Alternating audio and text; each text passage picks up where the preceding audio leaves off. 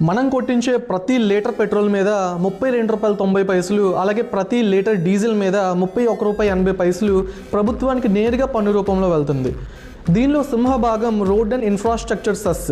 2010 నుంచి 2021 వరకు ప్రభుత్వం ఎంత సెస్ కలెక్ట్ చేసిందో తెలుసా? అక్షరాల 11.32 లక్షల కోట్లు. ఈ ఒక్క ఏడాదే 5.91 లక్షల కోట్లు కలెక్ట్ చేయాలని చెప్పి ప్రభుత్వం లక్ష్యం పెట్టుకుంది. సో వింటుంటేనే ఆశ్చర్యంగా ఉంది కదా. ఇలాంటి మరెన్నో ఇంట్రెస్టింగ్ లీగల్ ఫ్యాక్ట్స్ కోసం ఇప్పుడే ఫాలో చేయండి. అయితే ఇంకా అసలు విషయానికి వద్దాం. ఢిల్లీ ముంబై ఎక్స్ప్రెస్ వే ఖర్చు 1,00,000 కోట్లు. అంటే సంవత్సరానికి 5 ఎక్స్ప్రెస్ వేలు కట్టుకోవచ్చు ఈ సెస్ డబ్బులతో. అయితే ఎక్కడ వస్తున్న లీగల్ ప్రశ్న ఏంటి అంటే, మన దగ్గర నుంచి రోడ్లు కట్టడానికి సెస్ రూపంలో లక్షల కోట్లు వసూలు చేస్తున్నప్పుడు ఎందుకు మళ్ళీ పబ్లిక్ ప్రైవేట్ పార్ట్నర్షిప్ మీద రోడ్లు కట్టి టోల్ ప్లాజాలు పెడుతున్నారు, మన దగ్గర నుంచి డబ్బులు దోచుకుంటున్నారు? ప్రభుత్వ లెక్కలే చెప్తున్నాయి మనం ఎంత కడుతున్నామో, అయితే మనకి అందిస్తున్న సౌకర్యాలు ఏంటి?